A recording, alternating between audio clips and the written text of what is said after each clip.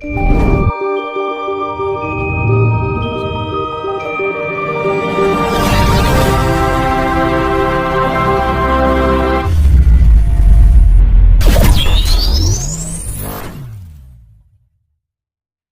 wong ngarani golongan jin. Bukan wujud manusia. Bukan. Ya Sabdo Balon itu bukan wong lo enggak. Wujudnya gaib. Nah, di zaman kerajaan Majapahit dulu. Sebentar mas. Ya. Yang Sabdo Balon tadi mas itu mengatakan bahwa bukan wujud manusia. Bukan. Nah, kan konon kan ada perjanjian antara Syekh Subakir dan Eyang Sabdo Balon. Nah, itu bagaimana itu penjelasannya? Kalau memang Sabdo Balon itu bukan wujud manusia. Lo kan pembicaraannya kan manusia dengan gaib kan bisa mas. Zaman dahulu. Dan saya masih tanda tanya kok. Syekh Subakir itu ada atau enggak kan gitu kan. Itu bagian konspirasi. Untuk sekarang gini loh. Yo kan pernah kemarin tak ceritakan mas. Zaman kerajaan kita itu dari Tarumanegara, Sriwijaya, Kediri, Singosari, Majapahit sampai Mataram itu tahun berapa dari Tarumanegara, dari Aji Soko ya kan, sampai berdirinya yang di Mataram kuno yaitu Borobudur dari Raja Wangsa Sailendra ya kan, dari kerajaan Kalingga. Nah itu kan bahwa leluhur kita itu sudah mempunyai keilmuan yang namanya ilmu ketuhanan, kesejatian tentang ilmu ketuhanan gitu. Lah sedangkan Syekh Subakir itu terjadi baru-baru tahun zamannya Mojopahit cari wong-wong kan gitu kan gitu, menganggap Pulau Jawa ini masih penuh dengan ini itu yang sifatnya dipandang negatif lah kan.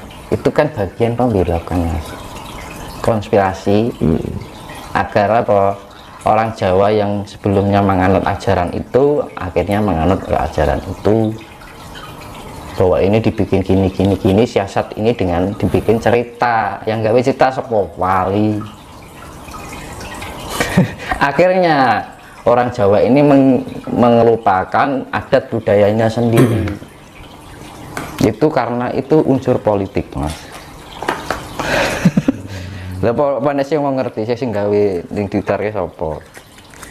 Sing gawe wali. Apa ana ceritane yang Sabdo Balon perang, yang Sabdo Balon itu wong welas asih kok. Koyo perang sampai berapa 40 hari atau berapa itu nek cerita kan ngono lho. Terus yang Sabdo Balon kalah ya. Kalah kuwi lho. Danyang tanah Jawi. Penguasa itu kok kan gitu loh. Itu kan suatu konspirasi atau unsur politik ya, agar apa orang Jawa meninggalkan budayanya sendiri ya mas. Dunia kan rusak sekarang, wong Jawa hilang Jawa ini kan gara-gara itu kan mas. Sing rusak apa toh kan aja, tidak lain hanya itu kan. Iya Allah lah, makanya kan kita mulailah untuk sadar gitu loh ya kan. Selama ini kita terjajahi namun kita tidak menyadari. Kita sejauh ini hingga melupakan leluhur kita. Kita menambah karo leluhur dianggap yang sifatnya musyrik kan, seperti itu kan. Terus kita melakukan ajaran-ajaran yang sifatnya kejawen itu dianggap orang kafir. Nah, mendapat image yang tidak baik kan mas ya. Terus kaya dianggap wong klenik itu apa toh mas? Klenik itu suatu kegiatan sakral yang sifatnya sakral dan suci. Lah karena dipandang orang itu bahwa sesuatu itu adalah suatu apa namanya kaya sesaji sing dienggo golek pesugihan. Nah, akhirnya mendapat image yang dipandang hanya keburukan. Padahal itu kan juga klenik mas. Padahal klenik, orang ke gereja, ke masjid itu klenik loh. Cuman caranya berbeda gitu loh mas. Itu bagian dari klenik. Klenik apa? Suatu tindakan untuk melakukan hal yang sifatnya sakral atau suci ya toh. Nah karena orang Jawa gitu ning kono dianggap golek pesugihan, ning kono lah akhirnya mendapat image bulus kan itu ya. Keris dulu itu segala sesuatu yang dibuat oleh leluhur kita yang nggak bisa dilogika oleh orang modern zaman sekarang, bagaimana dulu bisa terbentuk atau dibuatnya itu keris loh Mas. Iya. Leh gawe ya sampai sekarang kan orang nggak bisa kan, iya kan, tapi leluhur kita bisa melakukan itu, dan itu dulu juga pakai tirakat. Lah zaman sekarang kita pegang keris dianggap orang klenik kan gitu ya. Nah, karena banyak orang menggunakan keris itu disalahgunakan, akhirnya dipandang yang negatifnya aja, tapi positifnya itu nggak dipandang. Nah akhirnya membudidaya hingga sekarang ini gitu Mas. Lah makanya ini kan tumbuhnya kebangkitan spiritual, akhirnya orang yang dahulunya mungkin fanatik pada suatu ajaran tertentu yang bukan dari Nusantara akhirnya kembali pada berbondong-bondong, contohnya belajar meditasi gitu, belajar ingin menemukan jati diri, banyak kan, itu bagian pengembalian usaha, bagian usaha leluhur untuk mengembalikan budi pekerti keluhuran yang pernah dimiliki oleh leluhur kita dahulu. Apa gak sulit Mas kita sebagai orang Jawa kembali lagi ke tatanan Jawa yang asli, nanti dibantu sama alam Mas, sedangkan kan agama ya kan, di negeri kita ini kan semakin kuat dan semakin banyak juga kan. Nah gini, suatu saat dan mungkin bahkan tidak akan lama lagi, itu negara-negara yang sifatnya itu melakukan penjajahan, itu baik secara fisik atau non fisik. Secara fisik itu mungkin secara ekonomi ya, iya, dengan politik ekonomi.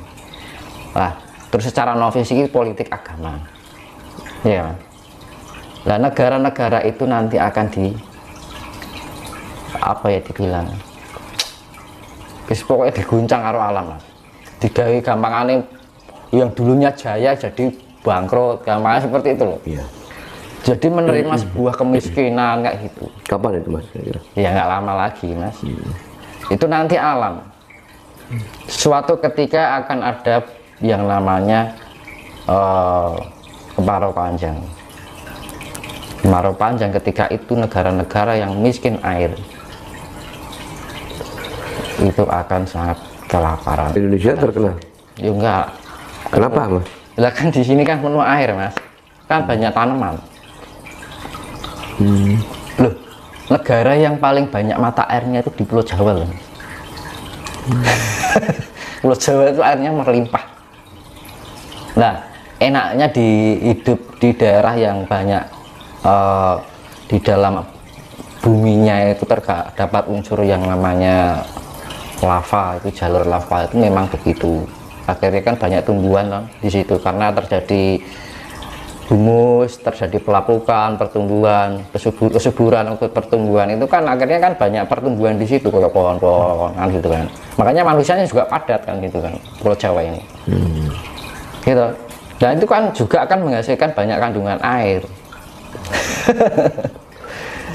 Nah makanya kan daerah-daerah yang mungkin miskin dengan air itu yang sangat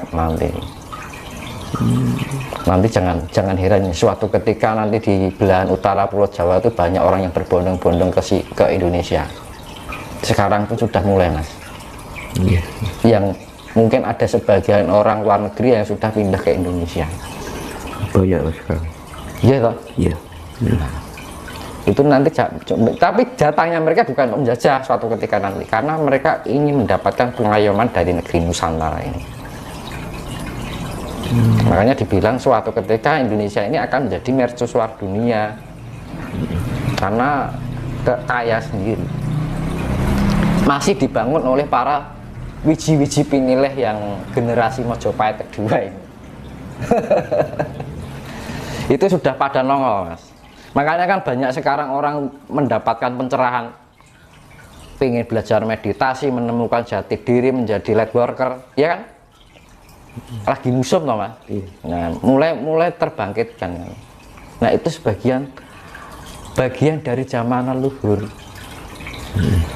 Mereka terarahkan di alam bawah sadar mereka. Tiba-tiba kok aku pengen belajar itu, tiba-tiba kok aku mimpi itu kan ngono toh Mas. Oh, aku mendapat petunjuk ini, tiba-tiba yang awalnya aku dulu fanatik ke ajaran tertentu kok jadi sekarang punya pemikiran lebih universal.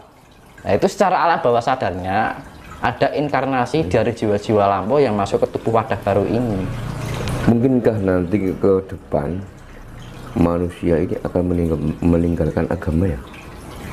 Besok sudah tidak terpacu agama Mas, tapi yang namanya sifatnya ajaran universal. Makanya kan dibilang sumben Bali ini ajaran Jawa, karena ajaran Jawa itu sifatnya universal. Bukan kok mengunggulkan Jawa ini harus begitu, kan enggak kan? Karena memang dasarnya orang Jawa, termasuk Hindu Buddha itu kan orangnya fleksibel. Sifatnya universal, tidak mensekat-sekatkan sesuatu harus ada dengan larangan ini, larangan itu kan gitu. Sifatnya itu lebih universal, memberikan kebebasan orang bagaimana seseorang itu bisa melakukan pendekatan dengan Tuhannya gitu. Zaman sekarang kan misalkan ini ya, unsur agama ini Mas, atau ajaran tertentu itu ketika kita masuk agama ini, kita mempelajari agama itu dianggap suatu kesalahan kan. Nah kan sama aja itu kan ajaran yang mempersempit kehidupan di dunia ini, lingkup dunia ini, padahal dunia ini kan besar sekali. Bayangkan bumi ini mikronya dari alam semesta, dari ribuan planet dan galaksi, bayangkan kalau dipikir loh Mas, ya kan, masa kehidupan hanya dibatasi hanya lingkup agama, ya nggak maju-maju Mas. Kita banyak praktisi spiritual itu yang memprediksi bahwa akan terjadi resesi. Nah, bagaimana pandangan Mas Dino?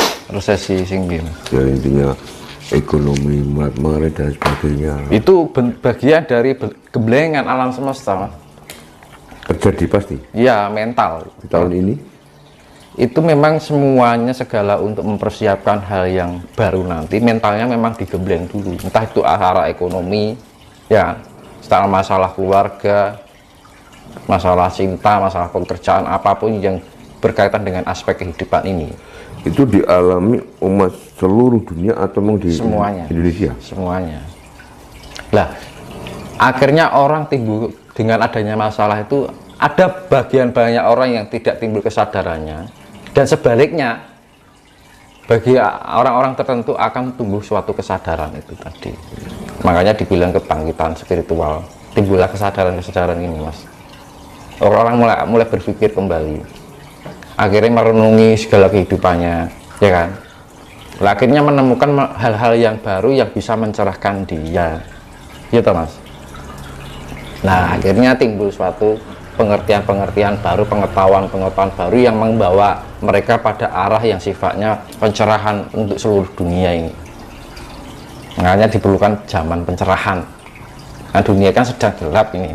Iya. Karena bukan gelap masalah matahari atau apanya, lampu, tapi jiwanya yang gelap. Ini sudah mulai, kita masuk zaman pencerahan. Nah, iya, tapi kan nggak semua orang yang tercerahkan dengan enggak, kan hanya yang tercerahkan hanya beberapa segelintir orang dari keseluruhan manusia di bumi ini, gitu. Makanya semakin orang yang tidak tercerahkan, ya akan tertinggal. Dan sebaliknya orang yang menyadari atas pencerahan yang dilakukan oleh keadaan dunia ini, dia akan ditingkatkan level kehidupannya. Apa yang harus? Oke, lanjut Mas Tinus. Iya.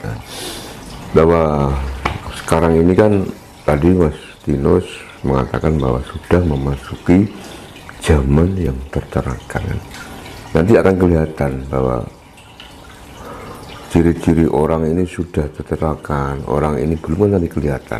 Nah, apa yang harus kita lakukan agar kita ini menjadi manusia yang tercerahkan itu bagaimana? Yang utama adalah kita harus ada pendekatan dengan alam.